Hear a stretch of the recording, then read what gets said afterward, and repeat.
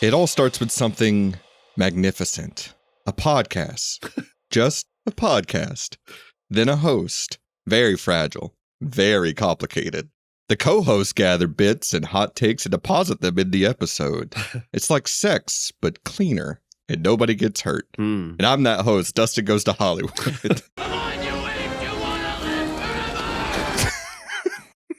forever! Okay, That was Mally Moore. we just resorted to, he's like our bumblebee. And I'm actually pretty, sorry, let me cut you off. Your intro is pretty apt for this episode, talking about bees, but please continue. Yeah, oh, absolutely. And I'm Nathan Simmons, and I am not a dipshit. I'm a guy who knows what is happening. And what's happening is the Silver Linings Playlist, the podcast where we try to find the silver linings in some of cinema's bleakest endings. And I got to say right off the top, I turned to Ashley during the movie and said, DC's going to do that speech for the intro. And it was a different speech. I was so close. Pretty good. Okay, so this is the Silver Linings Playlist, as Nathan so eloquently put it. But this is a podcast that tries to find, the silver lining in sound of cinema's bleakest endings. So what that means is we watch movies that don't end on happily ever after notes, and we try to find the good in them. And I am very excited because, Nathan, I know this was a first-time watch for you. Sure I am was. very curious to hear your thoughts on the 2025 film Bugonia. Complicated. I had a feeling. I think this is a very well-made, well-acted movie. I groove with a lot of it. I do wonder how much of my feelings towards it also come from the fact that I love the original film this is based on, Save the Green Planet. And I do think there are some... Yorgos is not a guy who's like known for subtlety, right? I was going to say subtlety. he likes to throw layers upon layers of commentary and abstract thought onto things, but it's also, at the end of the day, you can usually tell, okay, this is what you're going for, right? This movie, I think, it's complicated. It's not his best. It's not his best. It's also very weird because Dustin's got this look like, I don't fucking agree. I don't. The story hits differently, recontextualizing it in modern day America than it did 20 years ago in South Korea, because it's hard for me to fuck with a movie that also says, what if QAnon dudes are right? That is the big, elephant in the room. The big problem with this movie is, it turns out conspiracy theorists, they're right about everything. They're right about everything except for, what I think is fascinating is they're right about everything except for people's intentions, right? Because the alien, plan of it, I'm just going to spoil the fucking movie. The alien plan of it all starts from a place of we're trying to take care of these people. But this is a guy who has been radicalized by being constantly shit on his entire life. Yeah. So he only sees bad intentions. He only has bad faith reads of everything. And this is someone who's lashing out. And I like also the concept that radicalism often starts with some kind of hurt. But I don't know that the movie fully delivers on all of its ideas. And I think a lot of that comes down to Yorgos Lanthimos' stylistic leanings. Yeah. There's a moment at the end of the movie where I was like, you're getting this weird now? Where I feel like I want some of it sprinkled in, and again, with Korean films, we've talked about this before on the show. We'll talk about it again later on in the season. There is a way of making darkness funny and sort of like this weird intentionality to it that sort of makes even horrible things feel like a romp. Yeah. There's moments in Old Boy where it's like, this is the worst thing I've ever seen, but also kind of funny. And I don't have that through a lot of Bugonia. Okay. And again, I don't know how much of that is colored by me knowing where the movie is going because I've seen the original, but I'm excited to talk about it. Yeah, I kind of agree. I think honestly for me, the only part of this movie that I don't really care for is kind of the molesting cop subplot. Well, there's that, but also the I don't want to say first act, but kind of towards the middle, like where we're just kind of watching Don and Terry go back and forth about like, is this the right thing to do? Yeah, it's the right thing to do. And it's just, It drags a little bit there. Isn't it Teddy? Oh, I'm sorry. What did I say? Terry. Terry. Sorry, you're right. Teddy. As in put it in reverse, Terry. You're right. I was You're right. just about to say. Wish I had that on the soundboard. Fuck. I do think this is my new favorite Yorgos movie, but also it's like an embarrassment of riches for me. Like I Yeah. like pretty much every movie of his that I've seen, so This doesn't touch the favorite. that's fine. That's fine. I like Dogtooth a lot. I still Love like Killing of a Dogtooth. Sacred Deer a lot. Yeah. I still haven't seen Kinds of Kindness. That's the one I haven't seen. yeah. So we'll see. But I have heard it's very stylistically similar to this one, Mhm. at least in like tone and execution. But that's the blind spot for me.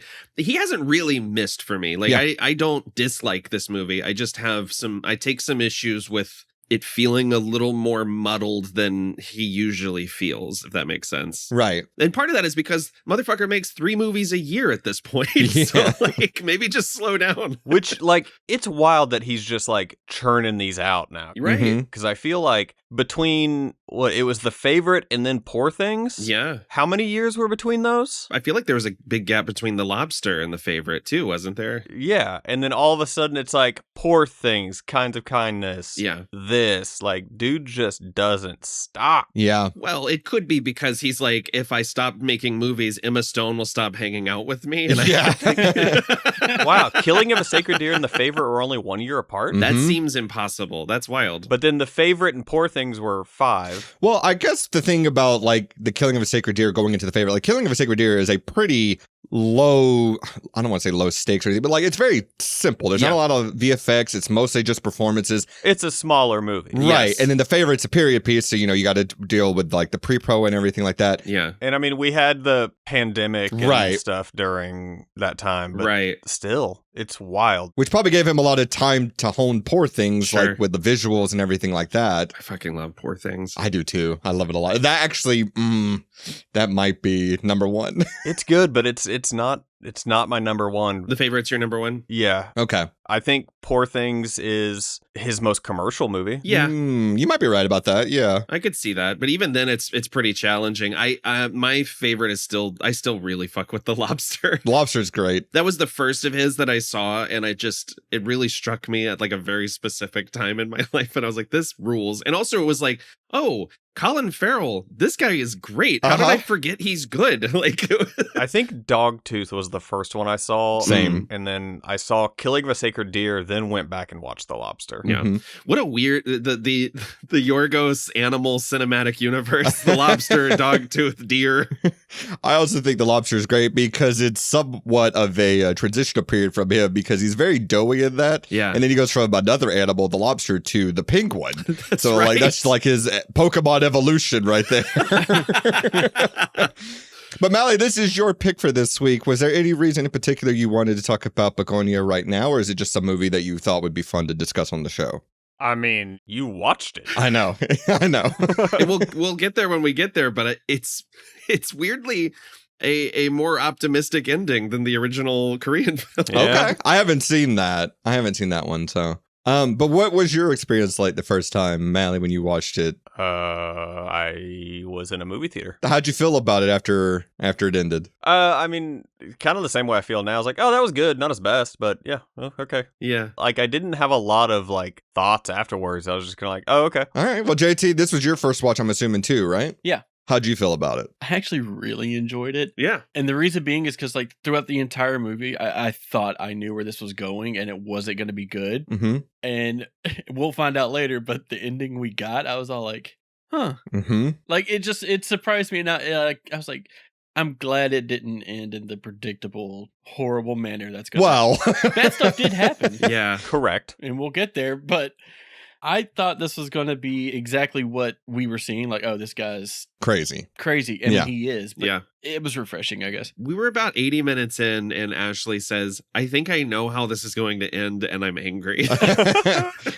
I love Ashley's comments during movies. Yeah. They're the best. I always write them down. I've got a few here. Yeah. I think that's the charm of this movie is on the first watch, it is fun trying to game it out, especially if you're watching it with somebody. Yeah. Because during the entire movie, at the end of every scene, Priscilla would look to me and go, she's not a fucking alien. And I would go, I don't know, she might be a fucking alien. And there's multiple parts where like, if you're on either side of that dichotomy, you may end up going. And there are fine people on both sides. There are fine people on both sides. That also seems to be the message of the movie. Hold the fuck on, Nathan. But it is fun to like. What kind of American are you? What the fuck? It is fun to like second guess yourself because like a scene would also end. I would go, actually, I don't know. Maybe she's not an alien. And then it would just get reinforced the next. Like, Sure. It was fun the first time, especially going through. And then, man, when the reveal happened, I was jumping on my couch like Tom Cruise on Oprah. I was so fucking excited. Jesus. But that's what I found so smart about it was like there was this. She kept denying she was an alien, and then when she was talked to him, it could be read as her trying to de-escalate the situation because Yeah. she has a gun pointed at her. Right. And she's a master improv. Yeah. Yeah. Yeah, and she's like, "I am an alien. We can't." Blah blah blah blah blah. So I love how it was smart on how they did it, where it could be seen either way. Yeah.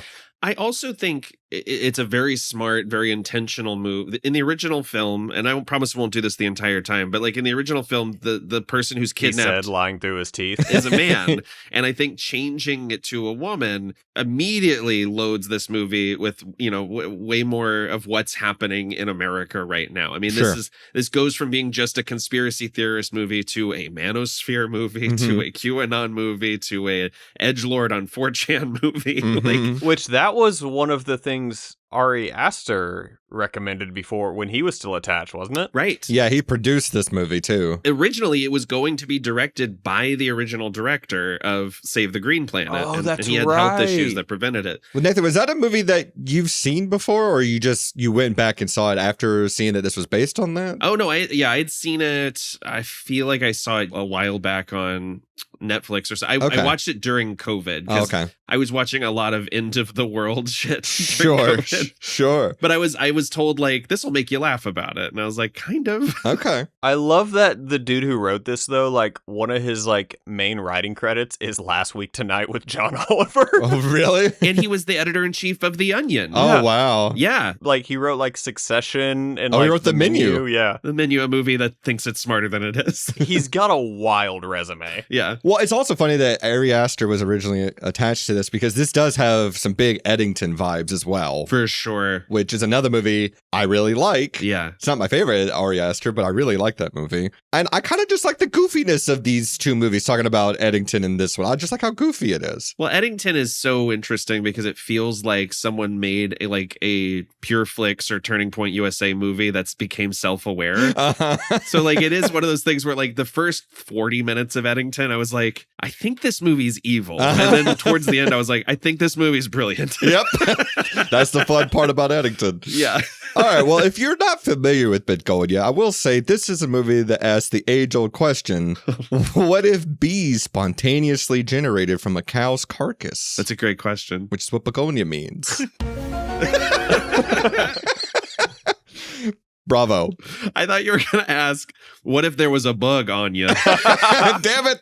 Damn it, that's better. Let's get to the info dump. Now I'm mad. So as I mentioned, the year is 2025. What? Such a stupid joke. What? Really liked it. I'm still thinking of Bugonia.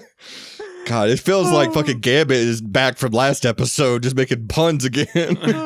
I did play Ashley that clip of you telling me to shut the fuck up. She's like, I think you need to like ease up a little bit on the puns for a little while. Disagree. Yeah, I disagree with past self. I think you do need to keep it going. Thank you. Keep that shit going, brother. The director, as we've already said, is the great Yorgos Lanthimos. This movie stars Emma Stone, Jesse Plemons, Aidan Delbis, Stavros Halkias, Alicia Silverstone, and Carmen, Galindez, Barrera. The budget was $55 million, and it only managed to gross $44 million worldwide. Oof. Currently has an 87% on Rotten Tomatoes, but was nominated for 4 Oscars, including Best Original Score, Best Leading Actress for Emma Stone, Best Adapted Screenplay, and Best Picture. Was also nominated for 5 BAFTAs, including Best Director, Best Adapted Screenplay, Best Leading Actress, Best Leading Actor for Jesse Plemons, and Best Original Score. And lastly, was also nominated for 3 Golden Globes, including Best Actress in a Motion Picture, Best Musical or Comedy Motion Picture, and Best Male Actor in a Motion Picture for Jesse Plemons.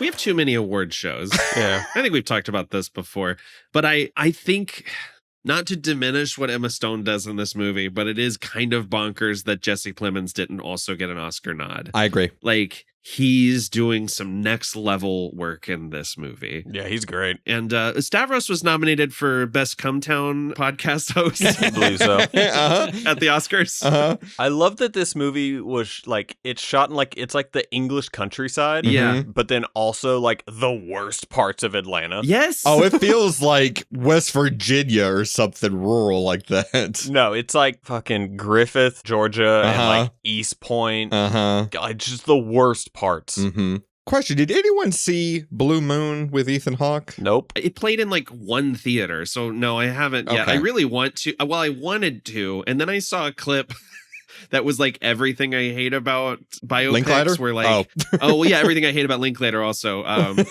look, we should just be astounded that he gets any movie out in under 20 years. Oh, you guys found my YouTube channel? But it's a clip of this little boy being like, "Hey, your plays suck shit. I think you're bad at your job." And then he's like, "Okay, well, it's nice to meet you." And then this other guy goes, "That's little Stephen Sondheim." Like basically, like that's what it is. So, it's so dumb. It's like Dewey Cox level. I'm sure Ethan Hawke is great in that movie. Sure. Maybe we slot Jesse Plemons into this nomination spot. You know what I mean? Yeah. Yeah. All right. Well, the drink of the film is pretty obvious. It's antifreeze. Yeah. So go ahead and drink up, everybody. Still doing that bit, huh? Mm-hmm. And we're going to watch the trailer. Cool. Good morning, Corey. Good morning, Michelle. Oh, this man loves a wide lens. He does. Should strive to form a diverse table, to empower people of different skills, and every time, what is it? Skills and identities. To foster a new generation of. Okay, let's go again. Chapel Roan probably an Andromedon, right? Oh, for sure. Who made this world? I also just got to talk a little bit over the music so we don't get flagged on YouTube. That is true. That's, I mean, I love this fucking song. I do too. It's a catchy song. I remember hearing it for the first time and I was like, how did someone combine Olivia Rodrigo and Kate Bush? A little bit of Cyndi Lauper in there for me, too. Totally. Yeah. Little Cyndi Lauper. Welcome to the headquarters of the human resistance. Oh, look, it's Florence Pugh in Dune 3. Destroyed. So curious as to what's going on in that poster, because I've read that book, Mm-hmm. and I don't know what the fuck's going on. I want to know how they pull that shit off. Yeah. Okay. In the next 48 hours, the police and the FBI will begin a statewide manhunt. I'm a high-profile female corporate executive. I am crucial. In all humility, I can say that. I have a certain set of skills. But worse, there is no possible scenario where you benefit from this incident. That was really good. My pulse is racing right now. I'm a sucker for trailerization of music, like where they Yes. just make it more bombastic. Me too, man. But I'm over the percussion. I'm glad this so far doesn't have any of it. Alien. I still think one of the best examples of it is the trailer for Us. Oh, Yep, yeah. that's the first thing I thought of too. Like, that's so fucking good. Yep. I know who you are. I know what you are.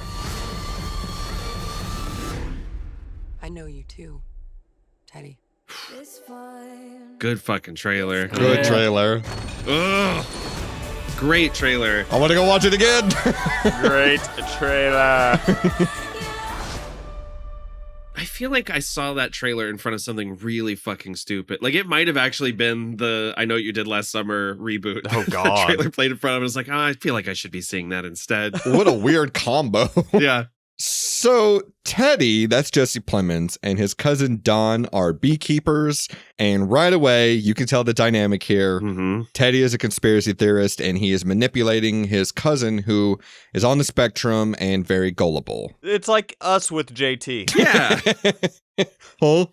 We should throw out up top that this is a neurodivergent actor. Like, they specifically wanted to cast someone on the spectrum to give an authentic performance and to change the energy in the room. And when I was reading about that, he is fucking great. he's incredible. He's phenomenal. Dude. And it was something that, like, reading about it before seeing the movie, I was like, is that exploitative? How does that work? And then you see it and you're like, oh no, like, they absolutely were like, this is the person who can give this performance, give this level of vulnerability. It's unbelievable. His last scene is fucking heartbreaking. Dude. I cried. Yeah. I legitimately, like, I could not believe I was, like, tearing up over this character. And no, I just like, where the fuck did he find this guy? This Yeah. is his first anything. The casting director works specifically with neurodivergent actors as well. Like, Great. that's something that she prioritizes. Yeah. I read in his bio on IMDb, now he's a cast member of the Miracle Project. Oh, wow. And he's like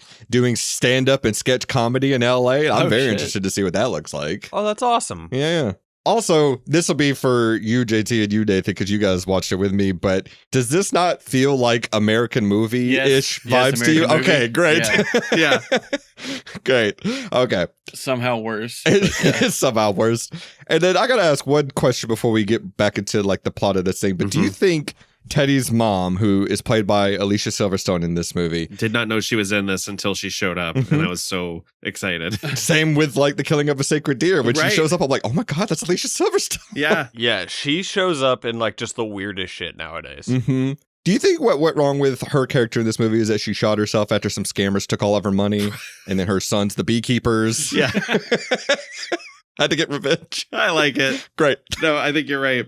No, but I think it's so smart because he knows, Yorgos knows that we as a people have an affection for Alicia Silverstone, right? Like, you put her in one scene and it is like automatic empathy. Like, Yeah. you don't, that's weaponizing an actor's recognizability. I think it's so smart. Mm-hmm. Well, we'll get to her in a little bit, but first we get introduced to Emma Stone's character. She's playing Michelle, who is the CEO of a pharmaceutical company and on the total opposite end of the wealth spectrum Yeah. between Teddy and Dawn and herself. Oh, yeah. We get to see how they live versus how she lives, but they even have separate workout routines. I like that they're both doing yoga. I thought that was an interesting like symbiosis going on there. Yeah. But it's clear that they're just like of two totally different worlds. I mean, she's got like, you know, the nice house and like the pool inside, and they're wearing like tattered clothing and living in this house that hasn't been updated since probably like the early 90s, I Yeah. would say. Oh, they're living in my grandma's house. Pretty Yes. much anyone's grandma's house, that's this house. That is 100% my grandma's house. Yeah, there's a bit later where they're putting on their suits before they go talk to her, and I'm like, this is a grandparent's room. Yep. Like, someone furnished this 40 years ago, and it has not been changed. And that's probably his dad or grandfather's suit that he's putting on too. Absolutely. That's not his suit. So Teddy convinces Dawn that there are essentially aliens living amongst us Sure. that are controlling the food supply, the media, they're killing the bees, they're turning the freaking frogs gay. They're putting fluoride in the waters. I guess we got to toss that fucking into the whole conversation now too, don't we? Yeah, I'm trying to think, is this the first time we've talked about Jesse Plemons on the show? he was in Black Klansman. Well, no, Judas and the Black Messiah. which Why we've do done. I That's always right. get that title mixed up? It's very easy to mix those two up. I'll give it to you. But Yeah. I love that he's such a weird little guy in this movie. I love it. He's so good. He's one of our great weird little guys. Mhm. Meth Damon himself. Yeah. It's like him and Robert Pattinson are really just, they got that fucking corner of Hollywood just locked in. Boy, speaking of Dune 3, when I just the shot of Robert Pattinson in the trailer, Oh my God. I texted a screenshot to Ashley and I was like, I can't wait to find out what fucked up voice he Yep. does in this. Yep. Oh my God. He's got something just cooking in the oven. He's just gonna do his boy in the heron voice again. Oh, I can't fucking wait. I hope he just does like the Channing Tatum, like, my name is Jeff. I hope that's his fucking voice that he does in that movie. Lisa, no, guy. But Teddy, he had me on his whole little spiel. I'm like, yeah, you know what? The CEOs, they are controlling the food supply. The media is complicit. And then he's like, and we also can't jerk off and we got to chemically castrate ourselves. I'm like, you know what? You lost me. You lost me there. Well, and he's indoctrinating Don, whether he realizes it or not, by saying things like, I know you're smart and brave and no one sees it but me. He's purposefully isolating him the way that he's felt isolated. Mm-hmm. I mean, it's so funny because he talks a lot but says nothing. He's like, we got to clear the psychic cache. Trust me, I've done a shit ton of research on this. Like it is that Joe Rogan thing of, can we get a Google on that? It's the same kind of shit we do to JT. Absolutely. Yeah. Yeah, JT, look up if any of this is true. Look it up, please. JT, you're on the show. Yeah, please go down a rabbit hole. What if JT gets radicalized from us making fun of him on the podcast? JT, I know you're brave. It's all neurons, dude. That's like my favorite. That's my favorite line Plemons says in this part of the movie, because it just doesn't mean anything. It sure doesn't. But we also have to chemically castrate JT if we're going to keep moving forward, I gotta say. Here's what you gotta do, Donnie. You gotta chemically castrate yourself.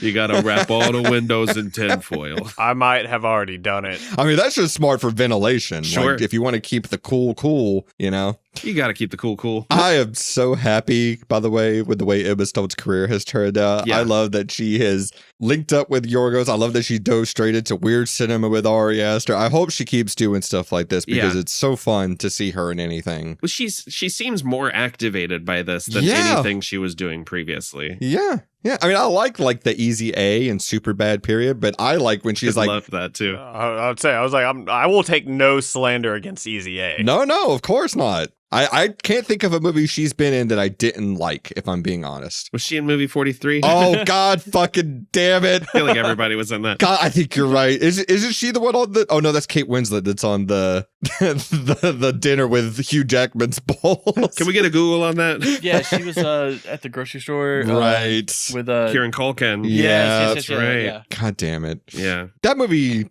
somehow is forgotten and also did the most reprehensible damage to everyone involved. I think we're still uncovering the effects of movie 43. Uh-huh. It's like the Agent Orange.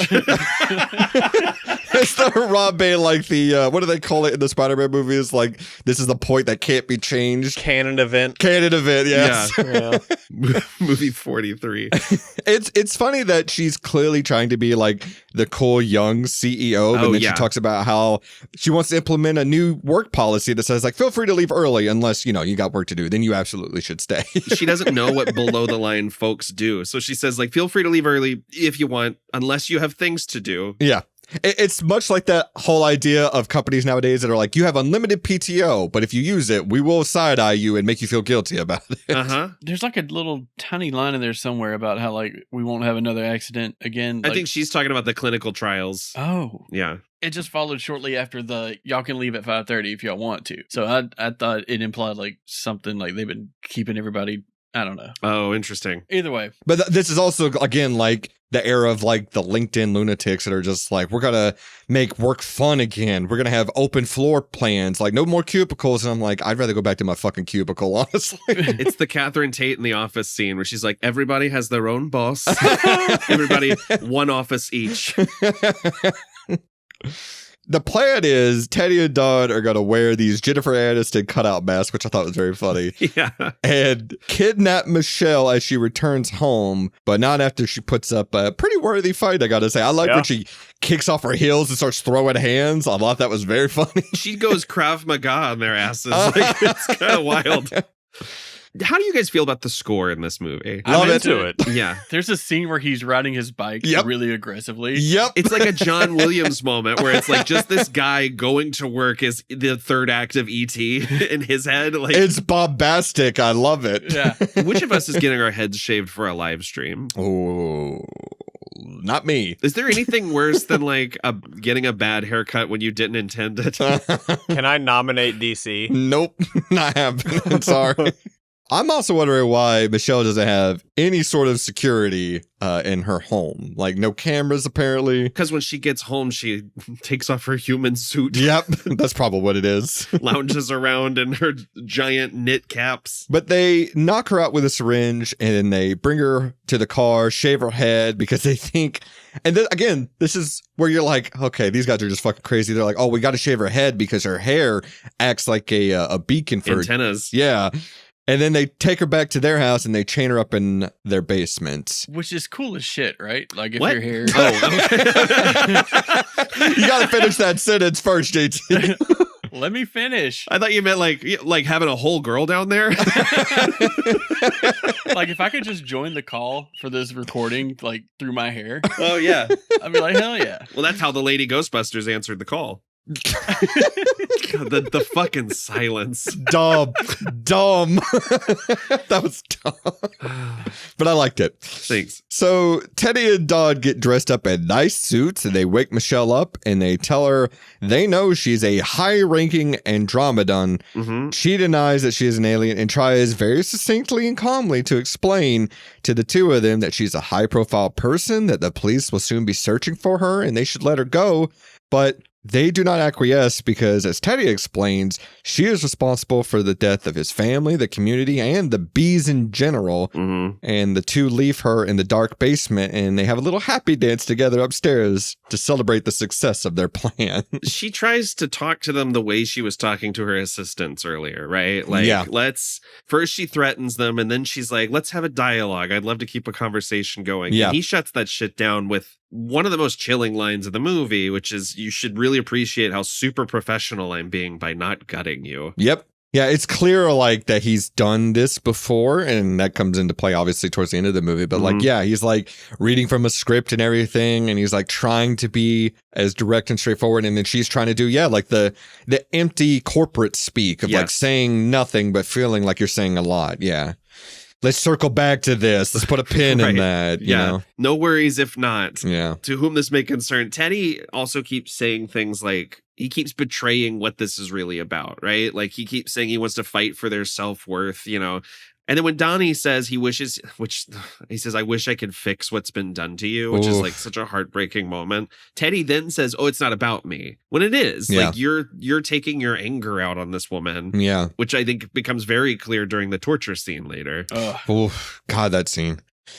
So Teddy and Dawn have dinner, and Dawn is hesitant that what they did was right, but Teddy eases his worries by stating that they have 4 days until the lunar eclipse when Michelle's mothership will return to Earth, and then they can take the fight to the Andromedons. And this is where we get the flashback, the first of a couple. Smash cut to smooth Plemons. Dude, this scene is haunting. It is. And I love that it's black and white, and it feels like this is Teddy's, his version of the events that happened. Like seeing his mother levitate in the bathtub and seeing her filled with syringes. Yeah. And it's all very visual metaphors for the emotions that he's feeling and like the turmoil in his brain. I love that his proportions aren't quite right in these flashbacks because this happened when he was younger, especially that later one where it almost looks like they put Jesse Plemons' head on a child's body just from the way that they've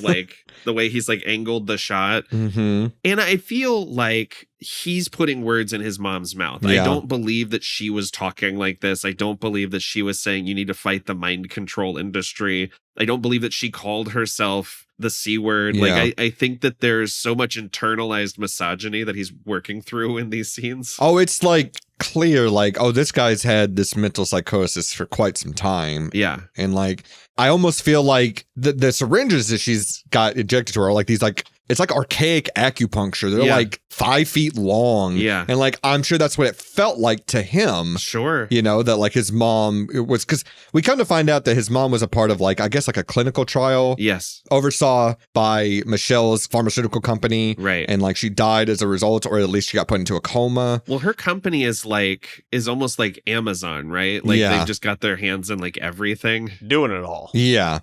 And it just seems like Teddy, is holding his grudge against this company because of what they did to his mom. And clearly his dad's not around. And yet the clinical trial was supposed to help her with her opioid addiction. So like that's tying it into another epidemic in America. And, right. Almost a subtle hint that the system probably blamed her for getting there in the first place. Yeah.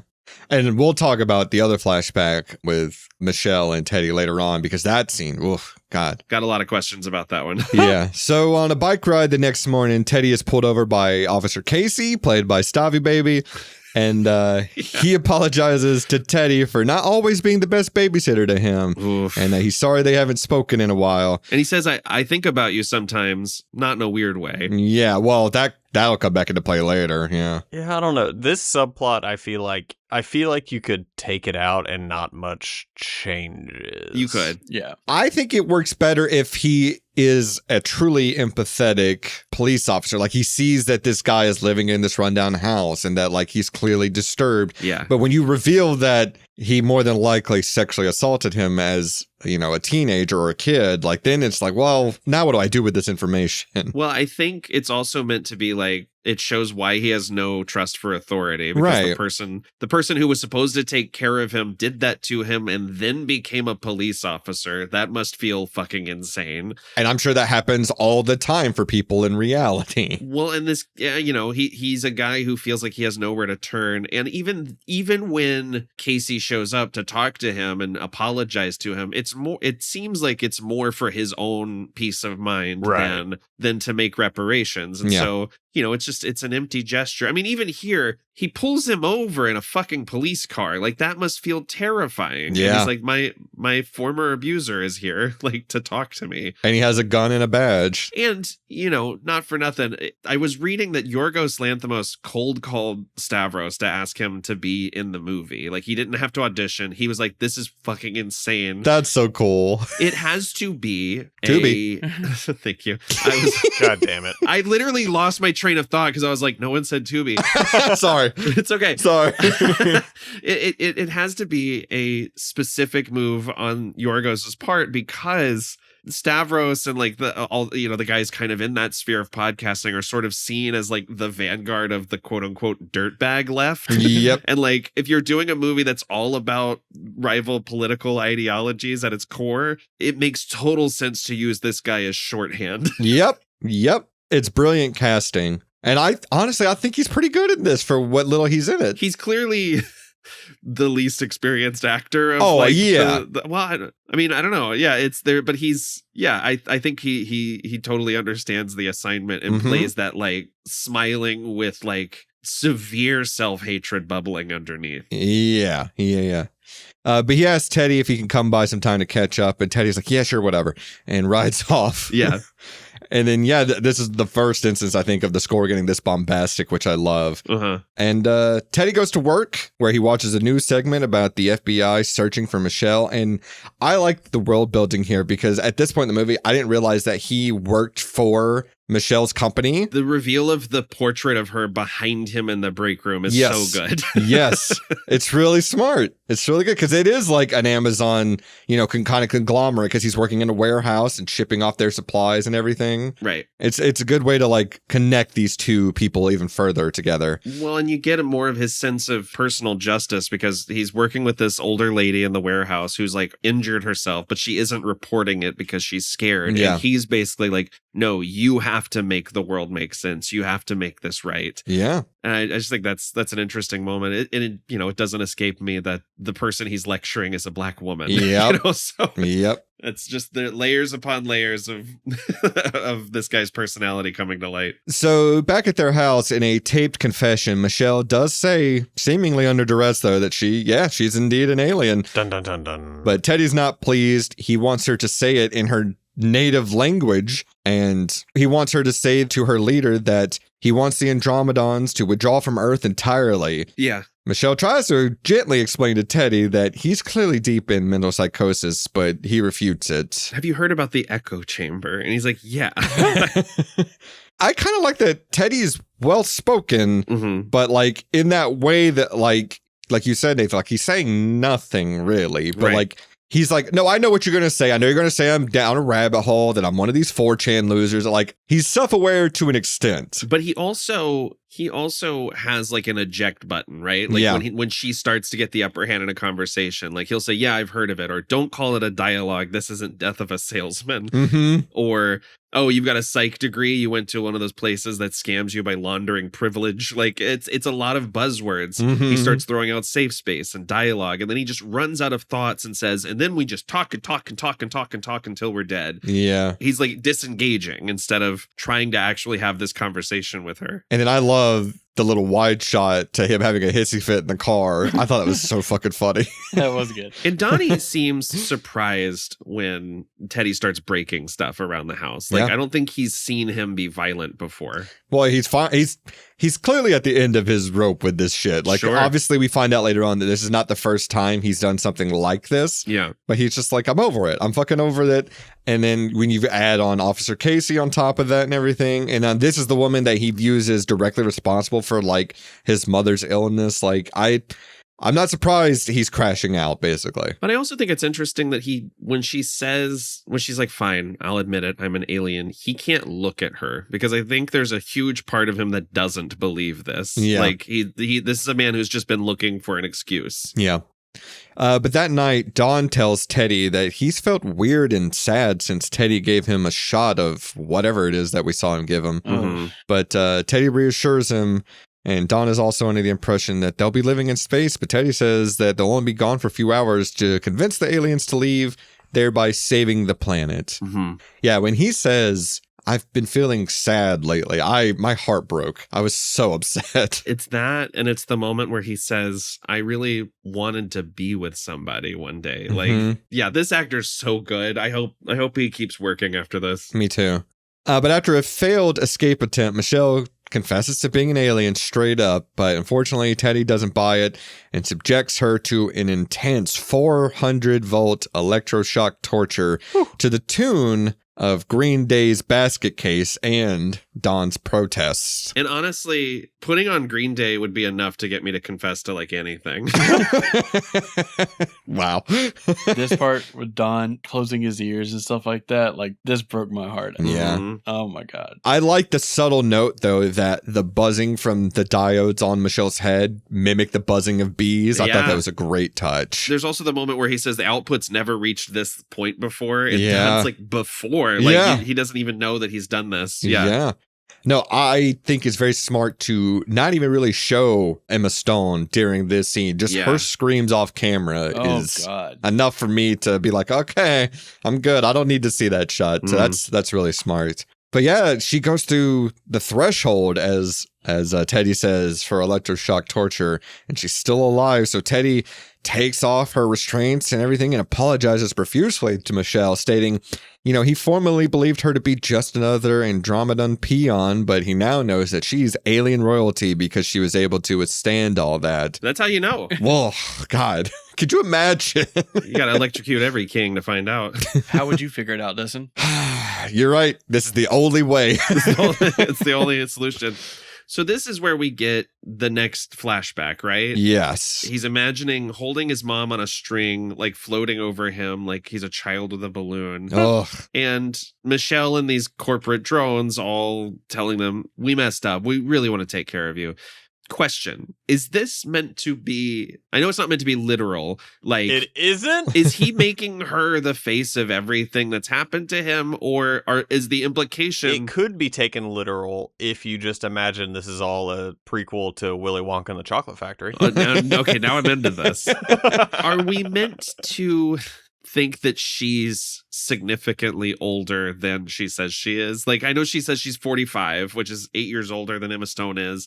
But did this happen years ago and she hasn't aged? Is she meant to be like way older than him? It's a very odd moment that I'm still trying to sort my way through. here's the way I saw it. I saw it as, first of all, she has access to a lot of things like healthcare and Yoga. Yeah, yoga and skincare products and all kinds of things that could keep her theoretically looking pretty much the way she did when this all went down with him. Sure. Whereas he's aged, he's got, the greasier long hair and he's growing out the beard and everything. Right. But I think this is a version of what happened. I Yeah. think maybe they did say, you know what, we messed up. And it's, again, a very corporate way of doing it, being like, we're going to take care of things. Like, we know what we did. We're going to try and fix it, Yeah. Like those apology tours that you see businesses go on sometimes when they're trying to save face. Like what Sabrina Carpenter's doing right now. Oh, yeah. Yeah. Sure. And Burger King. We know the Whopper is good when we do it right, but we'll fix it.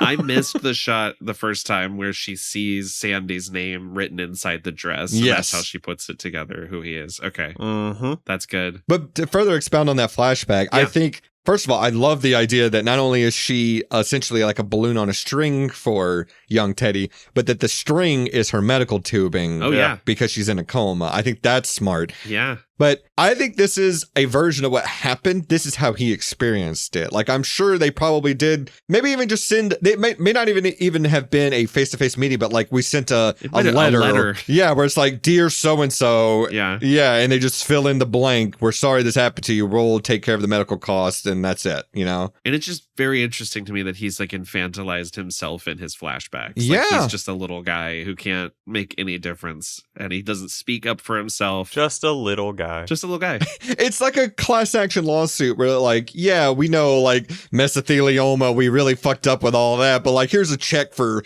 $37. Yeah. Like, we hope that makes up for it, you know? For sure. It's very impersonable. So I don't know. I feel like this is maybe a version of what happens, but yeah, that's my explanation as to why she probably looks the same in this flashback, or maybe that's just him projecting who he's seeing now to the person she was back then, you know? Yeah, he's made her representative of like everything that's wrong, and like it's led him to, as he tells us, try every belief system, alt-right, alt-light, Marxist, etc.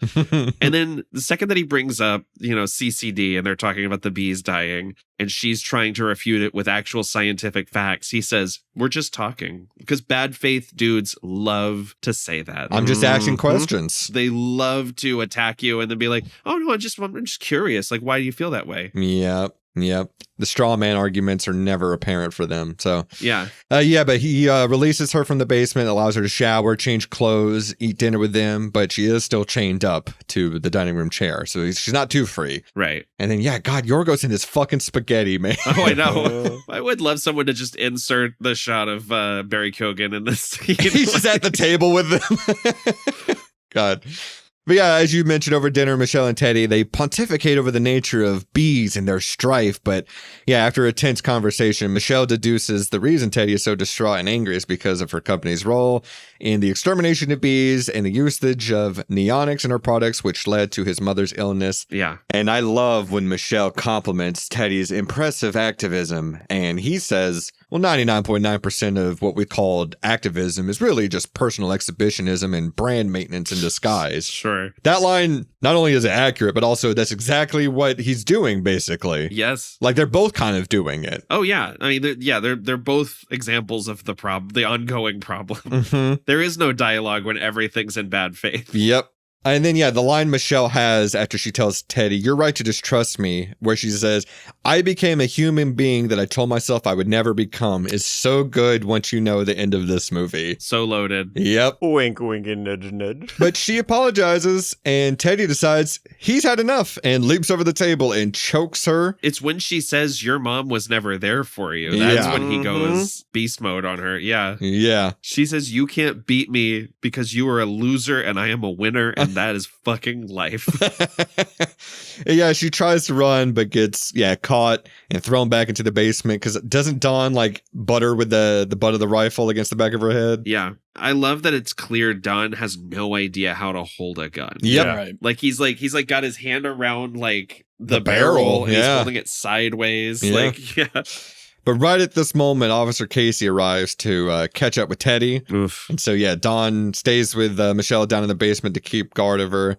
And yeah, Officer Casey comes in and tells Teddy that Michelle's cell phone pinged a tower nearby the night of her disappearance. Mm-hmm. And so he also apologizes to Teddy for, basically he's just implying that he abused Teddy when he was his babysitter back in the day. But he tries to make it like also an external factor. Like he's like, every time I drive by this place, I just get like bad energy. I worry about everybody here. I wonder why. Right. Yeah. Yeah, no shit. And it's everybody wants to help Teddy, but they're not really helping Teddy. And there's no wonder he's so angry all the time. Like, I feel so much empathy for him in this scene, even after all the things we've seen him do, because it just seems like this is a fundamentally broken person who has no idea how to fix it. Well, he has no trust in anybody. He can't trust his babysitter. He can't trust the pharmaceutical companies. And because of his babysitter, he also can't trust the police. Like, what do you do when you have no one raising you? You know, you have no father figure. You have your mother's in a coma. Like, what do? You probably do go down the rabbit holes. Yeah, you turn elsewhere. You create a Reddit account. Right. As he says, I don't get the news from the news. And he like smiles like, gotcha. You know, like, oh boy. Yeah. And so he takes Casey outside to see his bees, while back in the basement, Don keeps guard over Michelle, armed with a shotgun. And Michelle tries to convince Don to let her go. And after some time, it seems to work. He asks her to take him with her when she returns to space. And she agrees, but says, Teddy can't come. It's too late for him. Right. And Don takes a deep breath, asks her to tell Teddy he's sorry and that he loves him. And then Don puts the shotgun under his chin and pulls the trigger. Jesus Christ. This took me by surprise. God damn it. Holy shit. Do you think she was being honest when she said she would take him? I don't think so. I kind of do. You think so? I kind of do. I'd like to believe so. In the moment of the scene, I'm like, well, no, obviously she's bullshitting. But then knowing the ending, it's like, well, that's true. Was she? Yeah. I think maybe she sees that Don is under Teddy's influence and that it's tough to discuss because he is someone on the spectrum. Yeah. But like, there is this idea of like this perceived innocence for people like that, Like, yeah. I think it's very muddled, but I kind of agree that I do think maybe she was being honest there, Maybe. Yeah, it's hard to read. Yeah. Well, it's also, this is before she finds his operating theater, and That's is like also kind of made the decision of like, Earth's got to go. Right. But see, that makes me wonder how much Don did know. Right. Because when it came to him, when she found his hidden room and stuff, I was like, yeah, it could have been the chemicals, like the chemical castration that they took that made him sad and depressed and stuff. Oh, yeah. But there's another layer where maybe Don knows of what his cousin's been doing and killing all these people, and he can't live with it. Yeah. I don't necessarily think he knows because he seems shocked when Teddy is torturing Michelle. Yeah. It feels like Teddy doesn't let him in entirely on what he's been doing this entire time. You're right, because then why would the room be hidden? Yeah. In general? No one comes out there, other stuff. Okay. Right. But the sound of the gunshot arouses Casey's suspicions, but Teddy releases a bunch of bees to attack him and then beats him to death with a shovel. I wish I just had bees on demand. Oh, that's my favorite subscription service. There's a Cards Against Humanity card. It just says Bees? The bees. Oh, correct me if I'm wrong, Dustin, you used to just carry that card around in your wallet. I did. I did. Just the card that said bees and exclamation marks. I carried it around in my wallet. I thought it was bees question mark was the one you carried. Yeah. I think it's question mark, exclamation mark, question mark, exclamation mark. Okay. Bees? It's such a good card. Man. JT, you have a little bit of familiarity with bugs being on demand because of the ladybugs you had that one time. Remember that? The Rodney Dangerfield movie? No, it's not the ladybugs that I just had. No, you had them on demand. I sent 1,000 live ladybugs to JT's house one time. Yeah, Wait. Are you fucking serious? Yeah, he did. Wait. I found out on Amazon you could just buy live insects. I was like, well, JT's, what's your address? And he fucking did it. Oh, man. Yeah. Where are they now? Oh, well, this was years ago, so they've dominated the planet.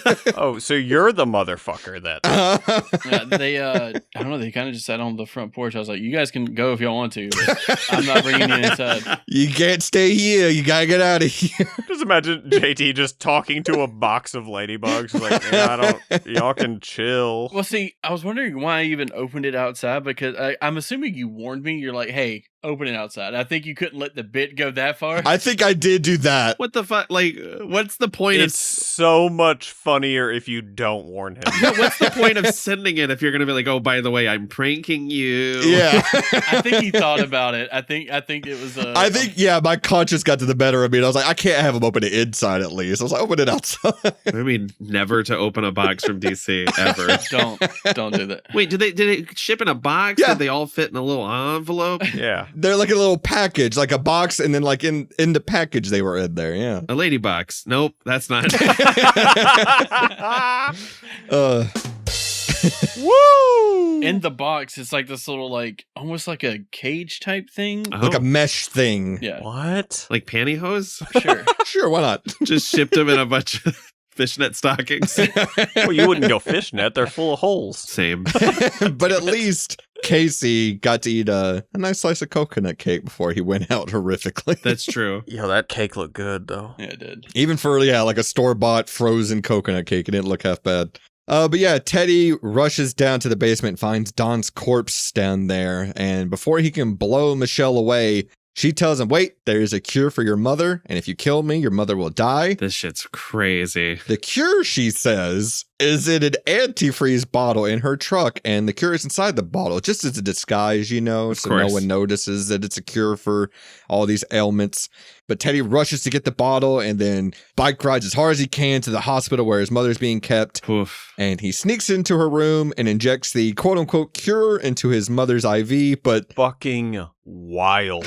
to his surprise, she dies immediately. He's withdrawing the antifreeze next to a photo of him with his mom as a baby, and he's looking at her.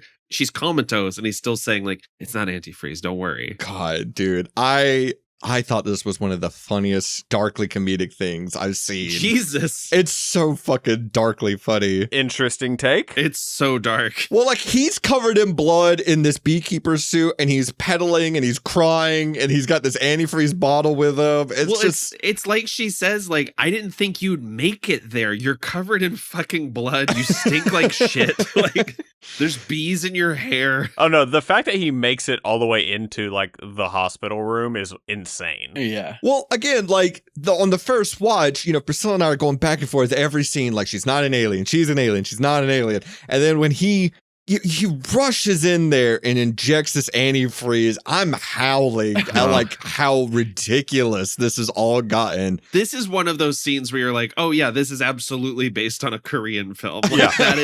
that is something out of like Sympathy for Mr. Vengeance. Sure, but like for a while nothing happens. Like, he injects it and we just kind of sit there and I'm like, I don't know, maybe she's right. Maybe is it going to work? Yeah, I was like, is it going to work? And then, when she starts thrashing on the bed, I'm just like crying and laughing. Jesus Christ. I think it just shows on how, like, I mean, if we haven't known already, I think it shows exactly how far down this rabbit hole Teddy is. Oh, yeah, that he buys this. I'm surprised he wasn't like, when she was like, oh, yeah, the cure is in the antifreeze bottle because for safety. I'm surprised he didn't go, oh, yeah, that's smart. Yeah. That's a good idea. I think he kind of does, doesn't he? Doesn't he say something like that? He goes, yeah, of course. Yeah.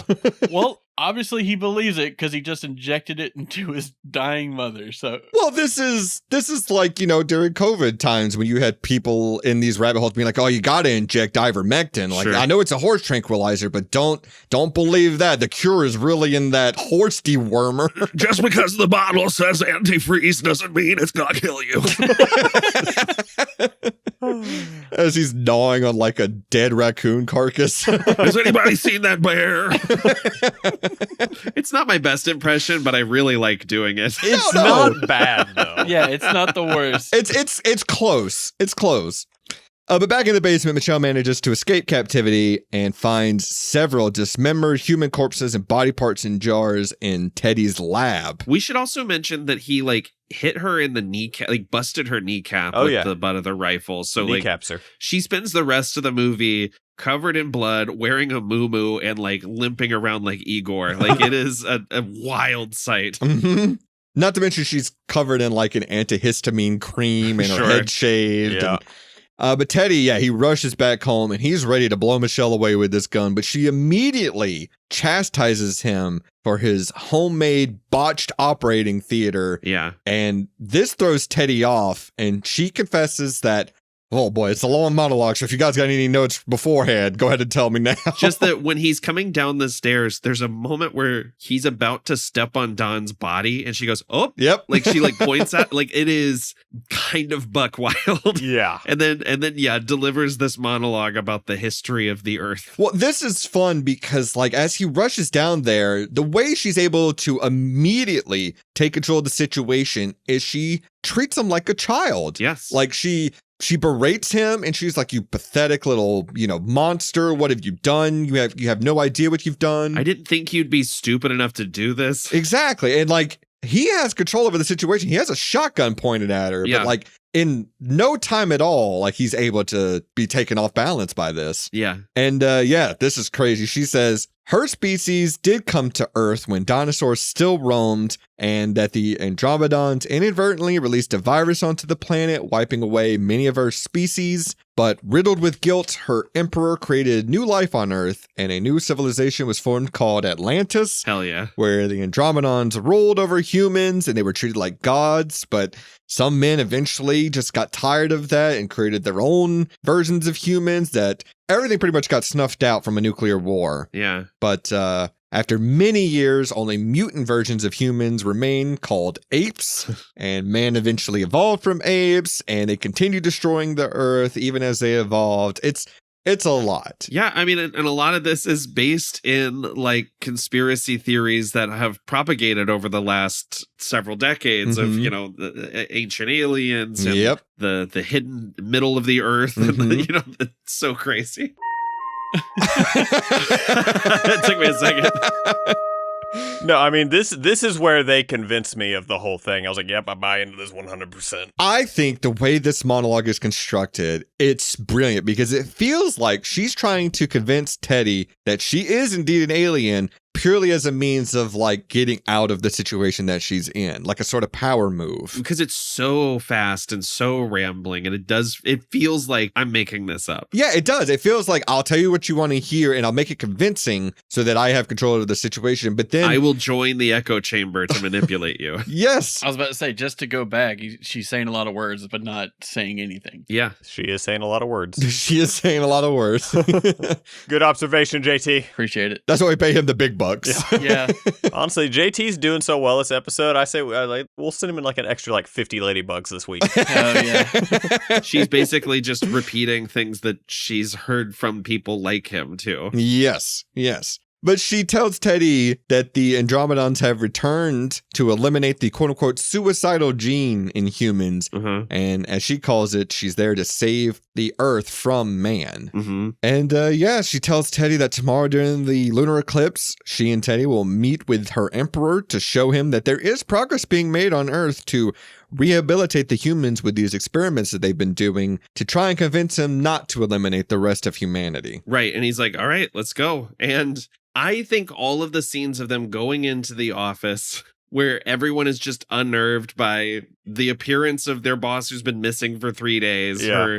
Clearly her captor, they're both roughed up. It's so funny seeing people just sort of trying to figure out, what do we do while she's being very normal? Yep. Yeah. The next morning, Teddy forces Michelle to drive them back to her office with Don's corpse in tow. Oof. And they just waltz in to the rest of all the other employees' confusion. And I love Teddy trying to walk with a shotgun in his waistband. Yeah. Like, it's so fucking funny. I know. And she's limping. She's wearing fucking heels and has this busted up kneecap. And so they walk right into her office. And this is so fun because, again, you don't necessarily know where this is going because Michelle seems very rattled and like she's kind of making stuff up on the fly. She's like, oh, well, in order for us to contact my mothership, I needed my hair, but you shaved it all off. So now I have to use this archaic device I have that will punch in this code and that will get in touch with the mothership. And Teddy's like, that's just a calculator. Right. And she's like, yeah, I had to make it look like just a rudimentary tool, you know? But again, knowing the ending, how much of this is bullshit? Right. I think this is real. She's got a 58-digit code, and she's like, yeah, they'll beam us up. And he goes, beam us up? And she's like, yeah, like transport us there. Like,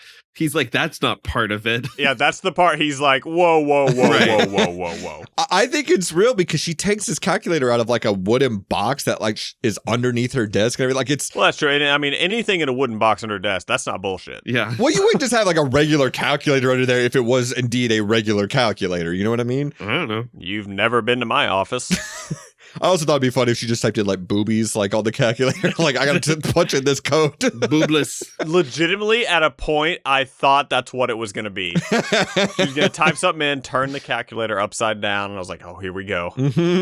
But Teddy reveals to Michelle that he's adorned himself with a vest of explosives as a precaution in case she tries to trick him or escape. Yeah. And she goes, right, that's very clever. Smart. And tells him that the teleporter is actually the closet in her office. Yeah. But that he'll have to go first because they can't both go at the same time. Otherwise, their bodies might, morph together or something like that. Which I want to see the ending of that movie. Yeah. But inside the closet, it's seemingly pretty normal looking. Would they be Plemons? Is that like what we would call them if they were like one Jesse Plemons? Jessa Plemons. Come back, Dustin. We didn't land on Plymouth Stone. Plymouth Stone landed on us. Oh, kill yourself. Fine. I'm just trying to talk on this episode. But yeah, Michelle's like, oh, Teddy, you got to go first. Don't worry about it. Well, she does offer to go first. She does. And he's like, well, I'm not just going to let you leave me here. Yeah. He also keeps making excuses to stay behind. He's like, oh, what about Don? Oh, do I need an oxygen tank? Yep. Like, now that it's like feeling real for him, he's terrified. Yep. But yeah, he enters the closet and the door closes and Michelle backs away. She's like, are you ready? It's coming up. It's real soon. And then here's the fun part about this. Yeah. She has a calculator. She hits like the enter button. And at the exact same time, you see the doors of the closet bulge out, Teddy scream, and then a huge explosion happen where Teddy's severed head flies across the room and hits her in the fucking face. Look out, man. The effect is so good too. Like that head looks real. It's so good. I have to ask though, did his bomb vest just happen to go off because that's what the paramedic says later? Or I think so, yeah. Or did she hit the enter button on the calculator and somehow make him blow up inside this closet? No, I think it's his fucking redneck ass homemade bomb vest just goes off. Okay. Yeah, maybe. I couldn't decide. I'm fine with it either way being an explanation. Either way is very funny. Exactly. I'm fine with either. Honestly, his severed head hitting her and knocking her out, it's up there with the malignant chair throw for me. Yep. It's pretty great. It's fucking brilliant. It's great. And so, yeah, Michelle is escorted away in an ambulance. And after getting confirmation from the paramedics that, you know, when a human's head is cut off from its body, they tend to be dead. I have heard that. She escapes out the back of the ambulance. Her sitting up, pulling off the heart monitor, being like, all right, like walking out the back is so fucking funny. Yeah. And she walks all the way back to her office. She grabs the calculator noticeably and enters her closet. And again, I was jumping up and down on my couch. We get a shot of Emma Stone emerging from this almost like the Matrix-esque pool where like Keanu comes out in the real world. Yep. This like orange, purplish pool. And she's been transported to the planet of the didgeridoos because this score is just like, it's so oppressive. So she's on board the Andromeda spaceship, which looks exactly like Teddy's 3D model that he had. Yes. I thought that was incredible. Yeah. And yeah, at this point, I immediately opened Letterboxd. I'm like, I don't even care what the ending of this movie is. 5 stars. It's so weird how goofy it gets now, though, right? Like, it almost feels like a completely different film. They're speaking in this alien language. They're all wearing these giant, like, Oogie Boogie poofy costumes. Yeah, the costumes are the only part that I'm like, this is a little much. Yeah. They look comfy. Yeah, a little. They kind of like itchy sweaters, like itchy wool sweaters or something like that. I don't know. She looks like she's in a Jamiroquai cover band. She does. But yeah, I think the only part of this that I'm like, it's a little much is the wardrobe. I'll give you that. But I'm like, I'm so excited this is where the movie is going. The production design is incredible. But yeah, it turns out Teddy was right about everything. Michelle was an Andromedon. Her hair was used as a GPS to her mothership. That's the thing is, like, all of it was right. Like, he didn't get anything wrong, really? He got their intentions wrong. Well, that's true. I believe they really were trying to save humanity, but his actions convinced them there's no saving them. Yep. I both fuck with this ending and also have significant issues with it just because we've recontextualized it to 2020's America, where I don't want these people to be right. Yeah. You know what I mean? That's the only part of the movie that really bumps for me in the messaging is like, man, Alex Jones, right? Yeah. Like, I don't know how I feel about that. Like, it's fun to see it played out, like in this very, like you said, goofy kind of way. Yeah. Like, that's fun. But then, like, the messaging of the movie, you know. And look, I would consider myself a misanthrope who tries to be optimistic, but like, I would? I do. I like the burn it down mentality, but not necessarily with a side of the bad guys are right. Yeah. But one of her alien brethren tells her that there are 2 more human subjects on Earth, but they, like all the other Andromedon experiments, will probably fail. And a decision needs to be made about Earth's future. Yeah. And then, Mally, this is your pick. Please tell us what happens here at the end of Bugonia. They decide that the human experiment is over. Mm-hmm. It has failed. So Emma Stone's character, I guess Michelle, do we find out what her alien name is? I don't think we do. So she walks up to this little, it's almost like a little display of Earth that's covered in like a bubble.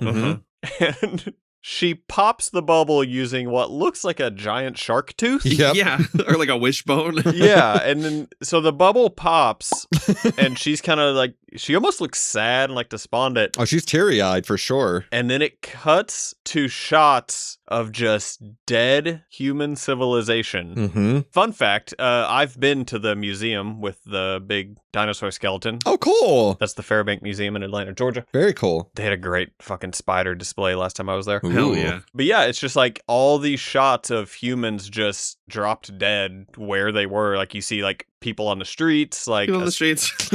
people at the beach. People at the beach. God damn it. I can't stop. I'm sorry. There's something wrong with me. How was that museum's ladybug exhibit? Was that any good? It didn't catch that one. Gotcha, okay. I do wish at the end though, like it's showing all these dead people and then just like Tommy Lee Jones and Will Smith walk in from outside frame. Yeah. I wish we could have got one shot of astronauts up on the International Space Station just to know. Sure. Yeah. Are they dead or did they make it? Just them looking around like, fuck. And then, yeah, notably, the animals are okay. Right. I just wanted to quell everyone's concerns. We see like the bees thriving again. Yeah, the final shot is Teddy's bees pollinating some flowers. Yeah. Yeah. Man. That shot of the two people like mid-coitus is pretty funny. Oh, yeah. Yep. That's wild. Yep.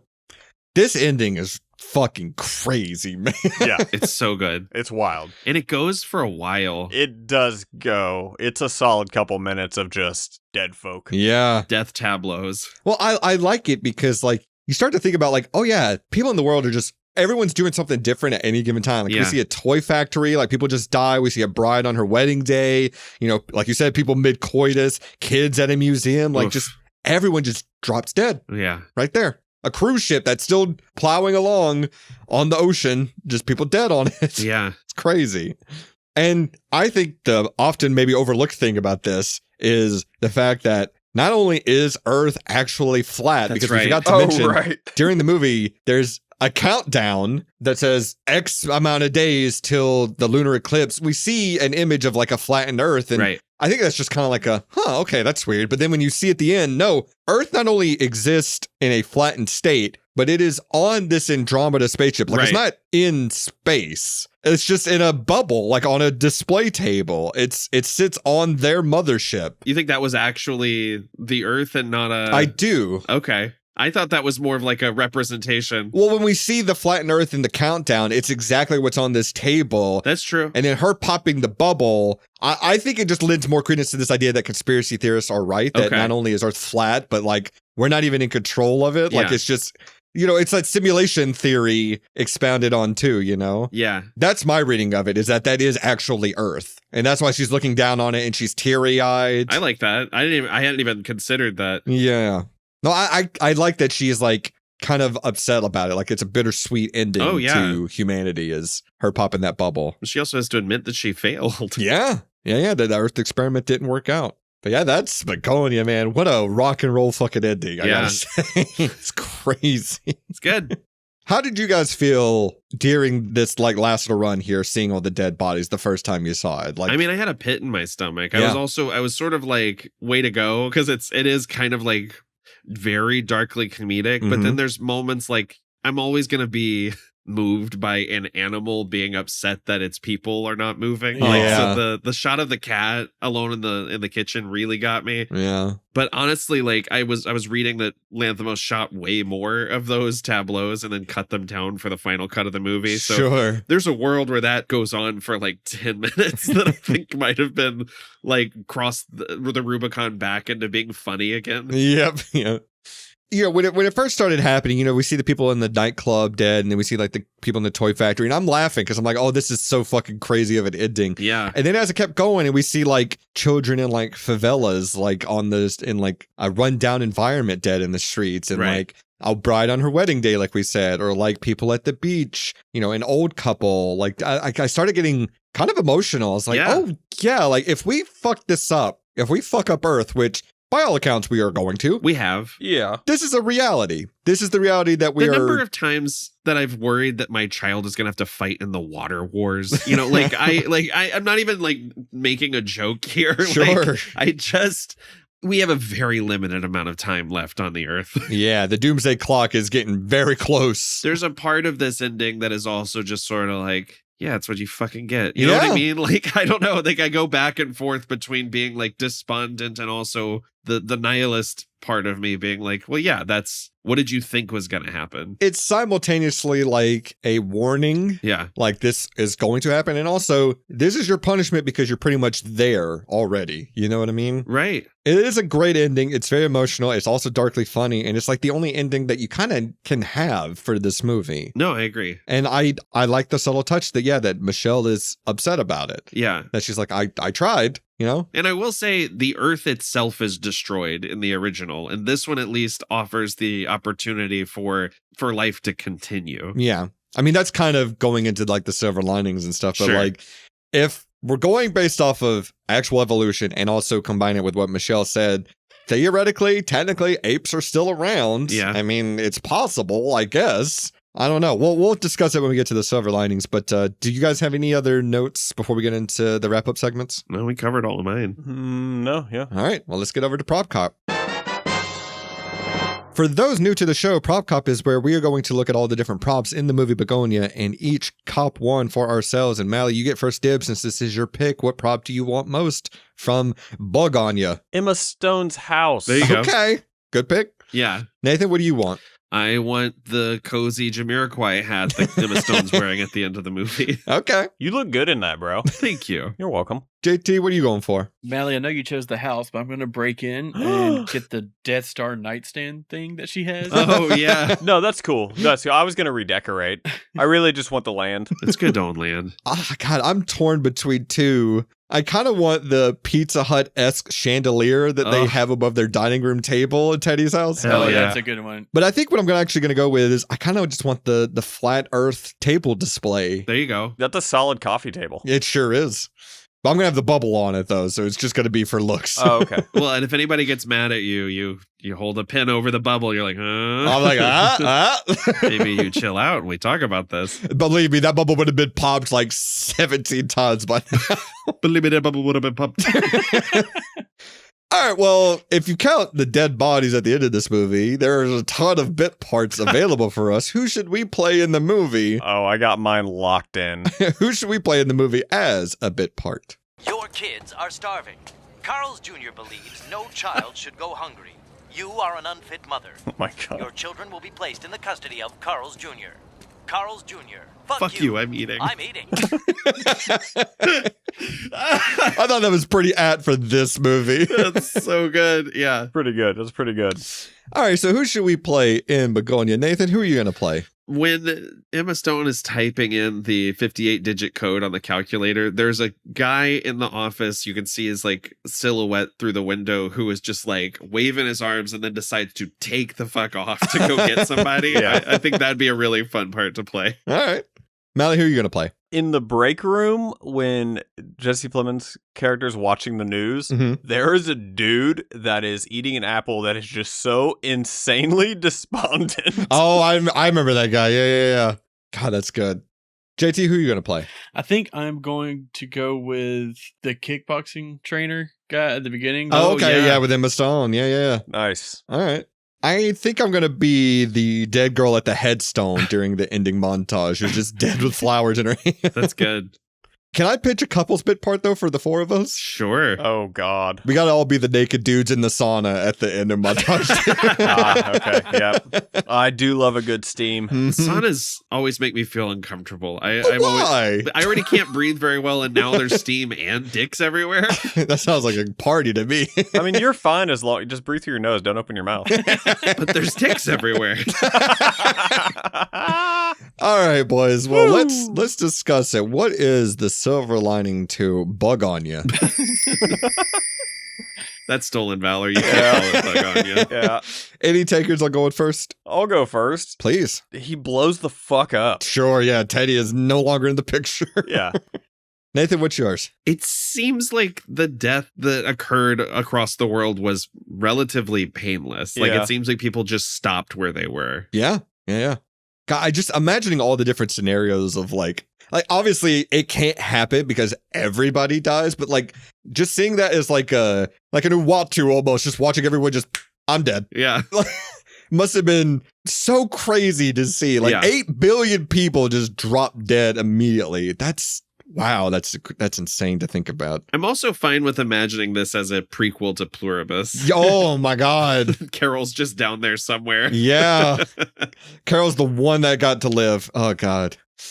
Mine is just going to be, I think, the most obvious one, but Mother Nature reigns supreme and the animal kingdom is still around. I've long said, and I think I've even said on this show, that human beings are a parasite unto this world and we would all be better off just, I guess I'll say it in TikTok speak, unaliving ourselves. Jesus Christ. Humans don't continue to take and not give. So this is a happy ending for me. There you go. JT, what's your silver lining? I guess that someone on the CEO of a corporation, stuff like that, tried to make change to better their workplace. Well, sure. At least attempted. Sure. Sure. Yeah, I know that's blurry line there, but here's what I'll say. At that point in the movie, she doesn't know that she's gonna destroy the earth. That's true. She just is trying to continue to be the CEO of this company, you know? Yeah. So I'll give it to you. She doesn't know at that point what it's about to happen to her. Yeah, I mean, shout out my boy Luigi. Oh, Jesus Christ. How about we talk about maybe something more optimistic and we talk about what movie we're going to watch as a double feature after Bugonia, and we'll talk about our pick-me-ups. Yeah. So what movie pairs best with Bugonia, Nathan? I was trying to think of what's a fun kidnapping movie, and Oh my I came up God. with as always, I'm thinking about Kurt Russell all the time, and so I went with the problematic but still highly entertaining Overboard, starring Kurt Russell and Goldie Hawn. Okay. What's a fun kidnapping? Mally, what are you going to watch? I mean, there's an obvious answer here, boys. Today, we celebrate our Independence Day. Good. Love it. I went with a similar theme. I went with Mars Attacks! ! Yes. Hell yeah. God, I rewatched that recently. It's so fucking good. It's so fun. Hell yeah. JT, what are you going to watch after Bugonia? for absolutely nothing related. Nobody. Oh, the Bob Odenkirk movie? Yes. Okay. Right on. I rewatched it recently and I was like, damn, this is a good time. Hell yeah. It's a fine little movie. Has anybody seen the second one? I No, have. I have not. I wanted to see it because Timo Tjahjanto directed it, but I have not heard great things about it. Right. Nope. Body 2. No, thank you. Boo. I did consider putting on a movie that I know is very controversial, but I still think is at least interesting to watch. Okay. I was going to go with Don't Look Up, Oh, but then I'd settled on Mars Attack instead. fucking love finger licked potatoes. Do we recommend Bugonia, boys? Yeah. Yeah, check it out. Go in knowing I guess it doesn't matter if you've listened to the podcast at this point, but like if you're recommending it to somebody, tell them to go in knowing as little as possible. Yep. Because I think that will actually improve your experience with it. Agreed. I agree.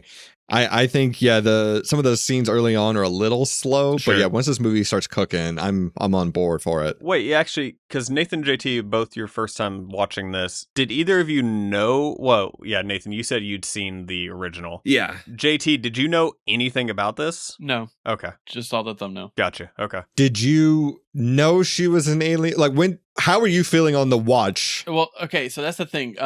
Just from the description on Plex was just all I saw was 2 conspiracy theorists, basically kidnap CEO, stuff like that. But again, up until the end, I knew this was going to end horribly. Sure. As baffling as the ending is and ludicrous, Mm-hmm. it was refreshing that Luda.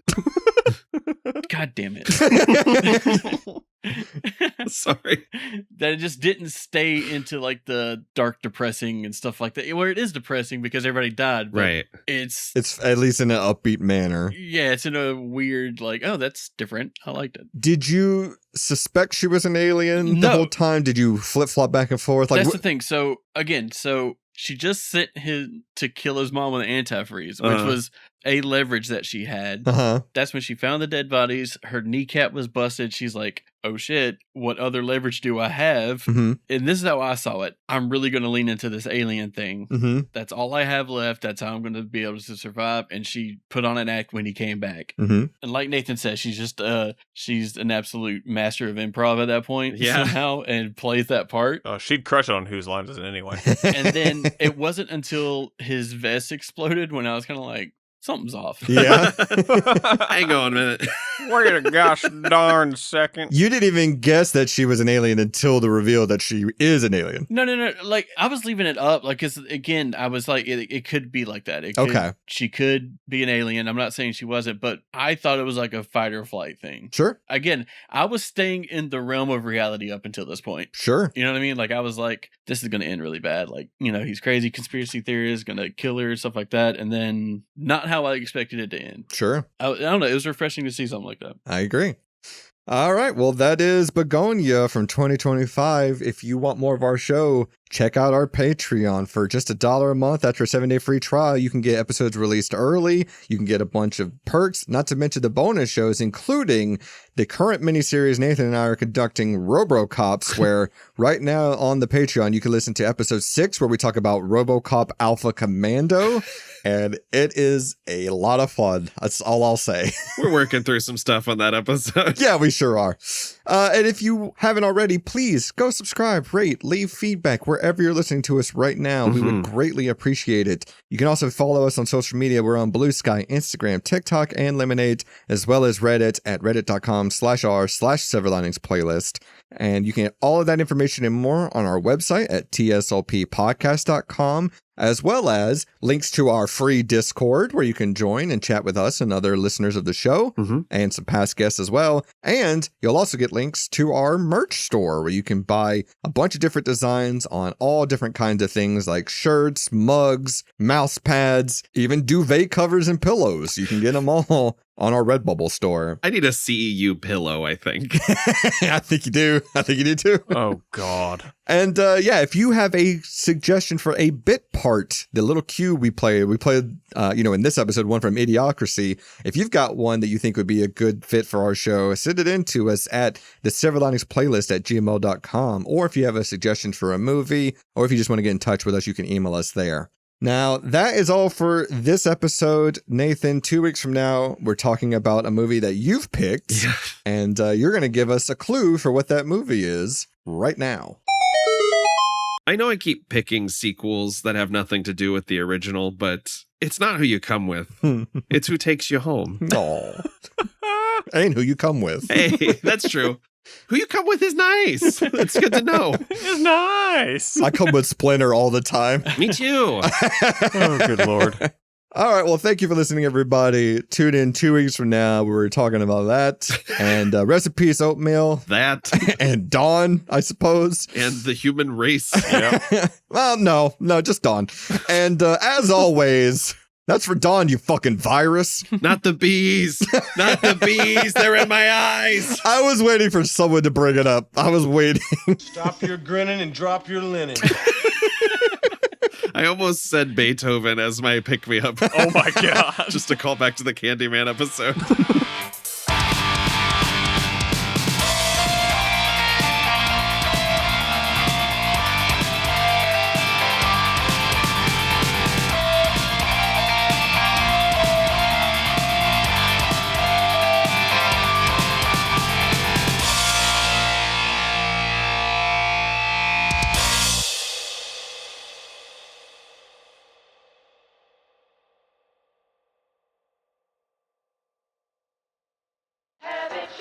You told us the Whopper is the best burger in America, when made right. Hey, it's JT. Thanks for listening to the Silver Linings Playlist. We'll be back for another episode soon. But in the meantime, check out our Patreon for more. Link in the description below. See ya.